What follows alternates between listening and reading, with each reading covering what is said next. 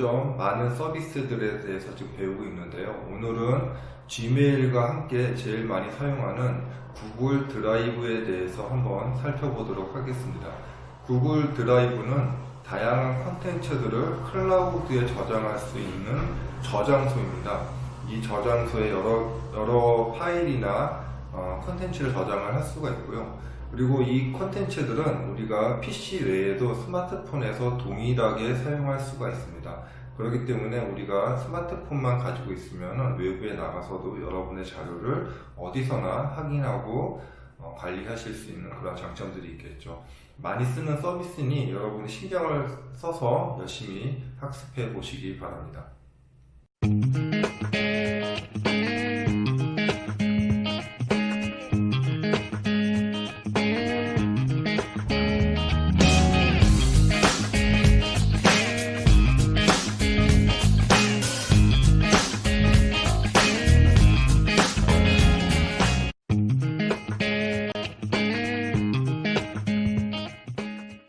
이번 시간에는 G Suite 구글 드라이브에 대해서 설명을 하겠습니다. 도메인 계정에서 드라이브는 개인 계정과 약간의 차이가 있습니다. 개인 계정에서는 회사나 학교 단위가 없기 때문에 공유를 할 때에도 나 특정인, 그룹, 인터넷으로 공유 범위가 넓어지지만 도메인 계정에서는 나 특정인, 그룹, 도메인, 인터넷으로 중간에 도메인 범위가 존재합니다. 구글 드라이브 사용 시에는 브라우저 로그인을 꼭 사용하시기 바랍니다. 여러 계정을 사용하다 보면 현재 사용하는 드라이브가 어떤 계정인지 헛갈릴 때가 있습니다. 클라우드는 사용에 장점이 많지만 자료가 유출되면 빛의 속도로 유통되기 때문에 항상 조심해야 합니다. 우측 상단의 사진을 눌러서 현재 사용하는 계정이 어떤 계정인지 꼭 확인해야 합니다. 구글 드라이브를 이용하기 위해서는 일단 구글 드라이브에 접속해야 합니다. 도메인 사용자는 드라이브 파일 스트림이라는 기능을 이용해서 탐색기에서 바로 이용할 수 있는 기능도 있으니 참고하세요. 이동하는 방법은 우측 상단의 바둑판에서 드라이브를 선택하던지 간단하게 주소창에 drive.google.com을 입력해서 이동할 수 있습니다. 마우스보다 손이 빠르기 때문에 가급적 단축키나 손으로 입력하면 더 빠르게 이용할 수 있습니다. 구글 드라이브에 접속했으면 일단 간단하게 드라이브를 설명하겠습니다. 왼쪽의 구글 드라이브 메뉴에서 우선순위 내 드라이브, 공유 드라이브가 보입니다. 우선순위는 많이 사용하는 문서를 쉽게 이용할 수 있도록 구성할 수 있고 나중에는 구글 AI가 학습을 해서 여러분이 편집이 필요한 문서를 바로 제공해 줄 수 있을 것 같습니다. 내 드라이브에는 내가 소유권이 있는 문서를 이용할 수 있습니다. 새로운 문서나 콘텐츠를 만들면 모두 내 드라이브에 저장이 됩니다. 사용하기 편하게 폴더를 구성해서 사용합니다.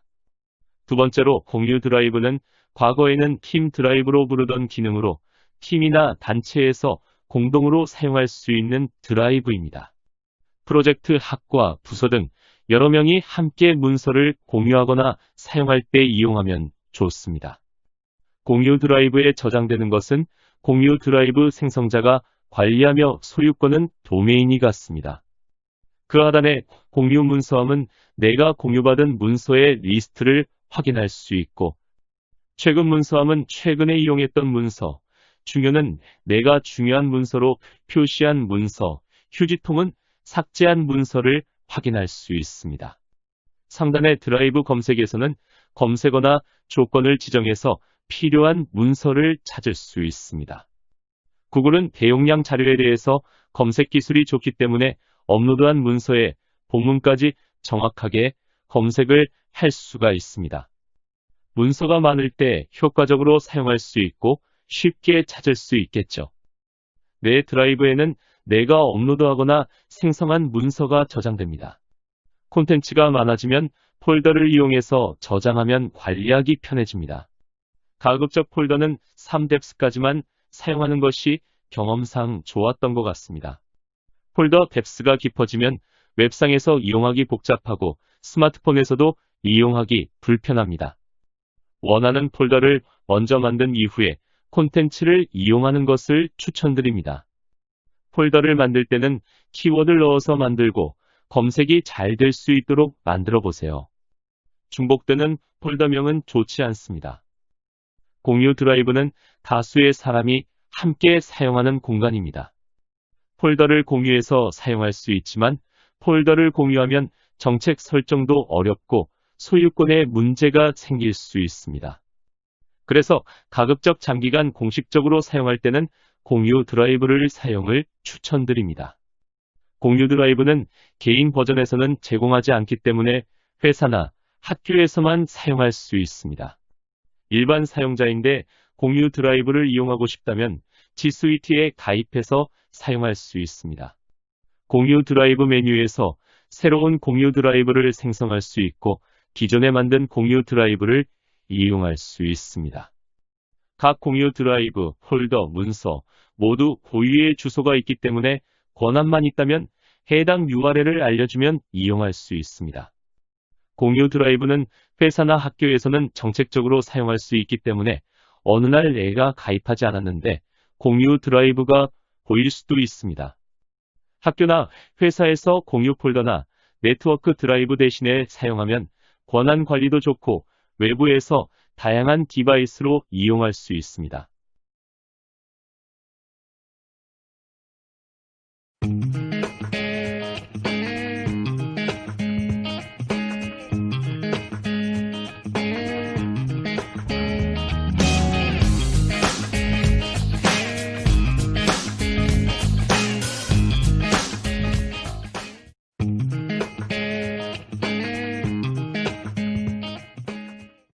이번에는 구글 드라이브의 기본적인 사용 방법에 대해서 알아보겠습니다.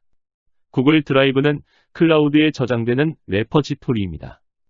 레퍼지토리라는 개념은 데이터나 문서, 콘텐츠 등 다양한 파일을 저장할 수 있는 IT 용어입니다. 우리가 사용하는 외장하드도 일종의 레퍼지토리이고 데이터베이스도 레퍼지토리입니다. 클라우드이기 때문에 인터넷만 연결되면 어디서나 이용할 수 있고 다양한 디바이스로도 접근과 이용이 가능합니다. 드라이브는 로컬에 저장하는 파일을 그대로 클라우드에서 이용할 수 있습니다. 과거에는 워드를 작성하기 위해서는 아래 한글이나 MS사에 워드를 실행하고 작성했지만 클라우드에서는 브라우저에서 모든 게 가능합니다. 또한 탐색기에서 파일을 클릭 앤 드래그하면 원하는 파일을 클라우드에 바로 업로드할 수 있는 간편한 UI 기능을 제공합니다. 파일과 폴더를 한번 업로드해 보겠습니다. 파일을 업로드할 때에는 탐색기에서 선택해서 드래그하면 바로 업로드가 됩니다. 파일 크기가 크거나 네트워크 속도가 늦으면 좀 더 시간이 걸리겠죠. 폴더도 마찬가지로 선택해서 드라이브 브라우저에 드래그 드롭하면 업로드를 시작합니다. 폴더는 시간이 더 많이 걸리고 우측에 업로드가 표시됩니다. 이렇게 업로드하는 파일은 모두 내 드라이브에 저장이 되고 소유권도 설정이 됩니다. 공유 드라이브에도 동일한 방식으로 진행할 수 있습니다.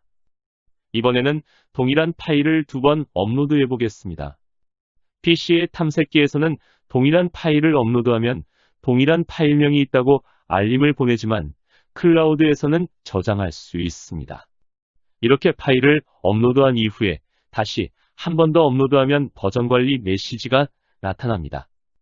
즉, 동일한 파일이면서 버전으로 저장할 수 있다는 것을 의미하는데 나중에 이용할 때도 버전별로 이용할 수 있습니다.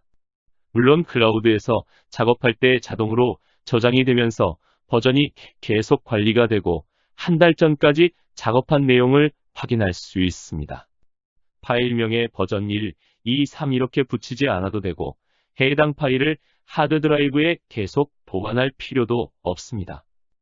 여러 사람이 함께 프로젝트 할 때마다 버전 관리로 신경이 많이 쓰이는데 클라우드에서 작업하면 이런 고민이 사라집니다. 크롬 브라우저에서는 업로드한 파일에 미리 보기를 제공합니다. MS사나 PDF 등 글로벌하게 사용되는 파일을 드라이브에서 별도의 소프트웨어 설치 없이 볼 수 있는 장점이 있습니다. 하지만 우리가 많이 사용하는 아래 한글은 일부 기능만 보여지고 자세한 내용을 확인하기 위해서는 다운로드 후에 아래 한글로 확인을 해야 합니다. 좀 아쉬운 부분입니다. 클라우드에서는 다양한 디바이스를 사용해야 하는데 포맷을 공개하지 않아서 이용에 제약이 있습니다. 해당 파일의 마우스 우측 메뉴를 보면 미리 보기 메뉴가 있고 바로 확인이 가능합니다. MS사의 IE 브라우저에서는 제약사항들이 있으니 가급적 크롬 브라우저를 사용하세요. 구글 드라이브에서 바로 문서나 콘텐츠도 만들 수 있습니다. 이렇게 만든 문서나 콘텐츠는 당연히 클라우드에 저장이 됩니다. 왼쪽 상단에 새로 만들기를 클릭해보면 새로 만들 수 있는 콘텐츠들이 나타납니다. 여기에서 파일이나 폴더를 선택해서 업로드도 가능하네요. 구글 문서의 경우에는 빈 문서로 작성을 할 수도 있지만 템플릿을 선택해서 작성할 수도 있습니다. 더 보기를 누르면 더 많은 종류를 선택할 수 있고 개별적으로 사용하는 앱이 있다면 드라이브에 앱을 연결해서 사용할 수도 있습니다. 간단한 문서들을 확인해보면 워드와 비슷한 구글, 닥스, PPT와 유사한 프레젠테이션, 엑셀과 유사한 스프레드시트 등을 이용할 수 있습니다.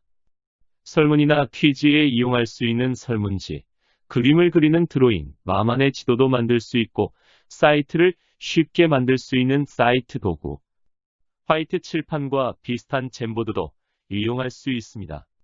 문서를 만들고 제목을 입력하면 구글 드라이브에 저장이 되고 작업하면 자동으로 계속 저장이 됩니다. 버전을 확인할 때에는 콘텐츠별로 버전 기록을 통하여 전에 작업했던 내용도 확인할 수 있습니다. 다른 사람과 함께 작성하거나 공유할 때에는 공유를 설정할 수 있습니다. 공유는 콘텐츠 문서에서 직접 할 수도 있고 드라이브에서 문서나 폴더 단위로 진행이 가능합니다. MS사의 문서들은 구글 문서로 바로 변환이 가능하기 때문에 변환을 해서 브라우저에서 작업을 한다면 작업도 편하고 다양한 협업으로 쉽고 빠르게 작성할 수 있습니다. 문서를 구글 문서로 변환해서 작업하고 다시 원본 문서로 저장할 수 있기 때문에 다양하게 협업 이용할 수 있습니다.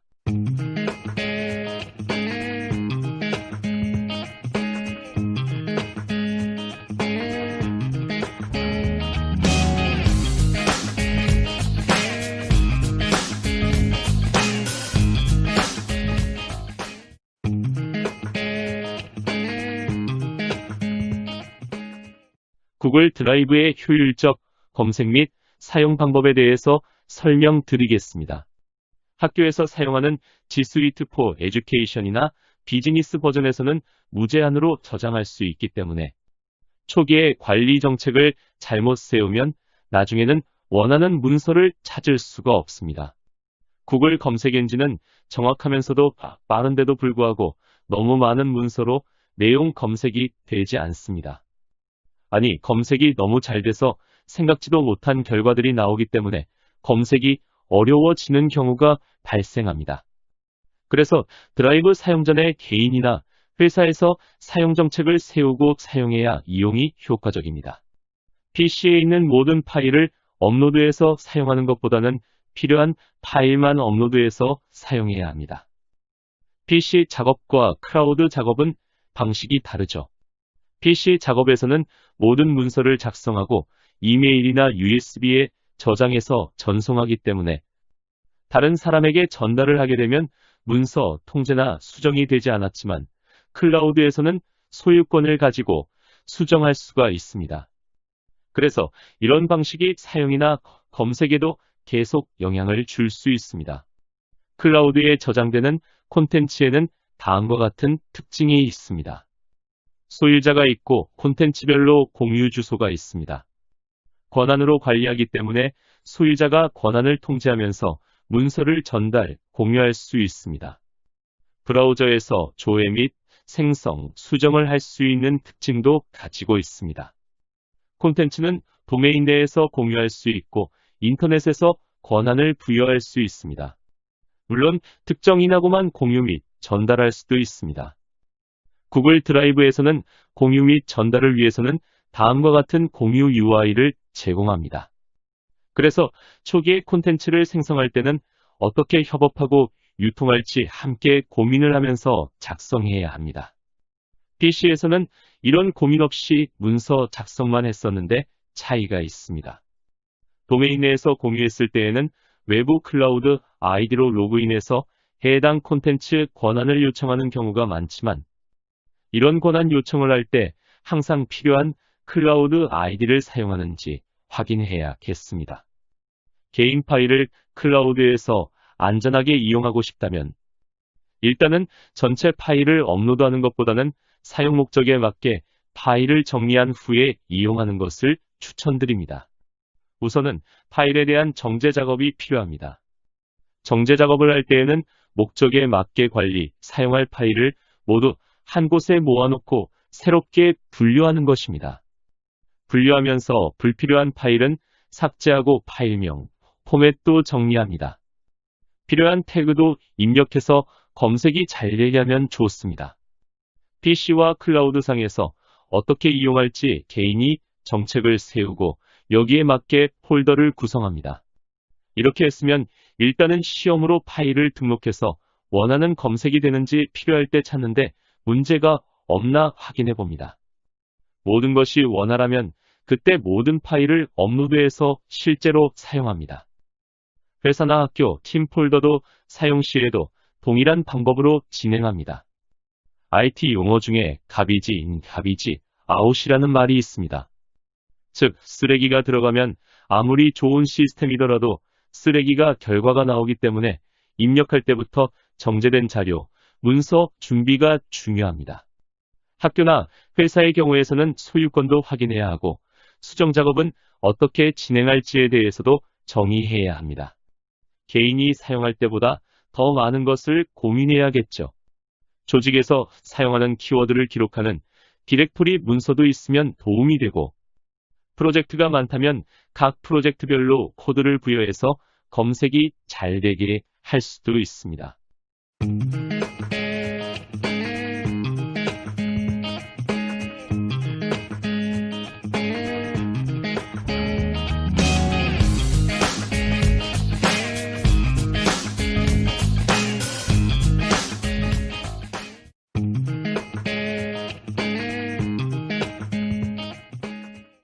스마트폰에서 사용하기 위해서 기본적으로 스마트폰에 구글 드라이브 앱이 설치가 되어 있어야 합니다. 구글에서는 드라이브에서 이용할 수 있는 다양한 앱을 안드로이드나 iOS 모두 제공을 하고 있기 때문에 쉽게 설치할 수 있습니다. 그 다음에는 지메일을 이용하는 방법과 같이 학교나 회사 계정을 입력해야겠죠. 구글 문서를 스마트폰에서 조회만 할 때에는 상관이 없는데 문서를 작성하거나 수정하기 위해서는 해당 앱이 설치가 되어 있어야 합니다. 구글 닥스, 스프레드시트, 프레젠테이션 등이 설치되어 있는지 확인하세요. 드라이브를 한번 클릭해보면 PC와는 다르게 메뉴보다는 문서 위주로 표시가 되고 최근에 이용한 문서가 나타납니다. 다양한 포맷에 대하여 미리 보기로 필요한 문서를 확인할 수 있습니다. 화면이 작기 때문에 우측 하단의 플러스 기호를 눌러서 새로운 문서를 작성하거나 추가할 수 있습니다. 왼쪽 상단에 줄색의 메뉴를 이용하면 다양한 메뉴를 이용할 수 있습니다. 여기에서 최근 메뉴를 선택하면 최근에 작성하거나 수정했던 문서를 확인할 수 있습니다. 우측 하단의 메뉴를 누르면 내 드라이브, 공유 드라이브, 컴퓨터 등 필요한 파일들을 확인할 수 있습니다. 스마트폰이 화면이 작기 때문에 문서를 찾을 때는 강력한 검색 엔진을 이용하시는 것을 추천드립니다. 검색 기능을 잘 사용하면 스마트폰에서 필요한 파일을 쉽게 찾을 수 있습니다. 주로 스마트폰에서는 문서 작성보다는 조회를 많이 하고 탐색적으로 문서를 찾는 것보다는 검색으로 필요한 문서를 찾습니다. 스마트폰에 여러 가지 앱을 설치하지 않아도 미리 보기를 제공하는 콘텐츠는 미리 보기도 가능합니다. 스마트폰에서는 주로 이메일이나 행아웃으로 전달받은 메시지, 링크를 클릭하기 때문에 직접 액세스하는 경우는 적습니다. 많이 사용하는 문서는 드라이브에서 중요 표시를 해서 중요 폴더에서 찾을 수 있도록 미리 정리를 하면 좋겠죠. 스마트폰 대신에 화면이 큰 패드를 이용하면 문서 확인이 좀 더 쉽습니다. 문서 작성이 필요하다면 별도의 무선 키보드 이용도 추천드립니다.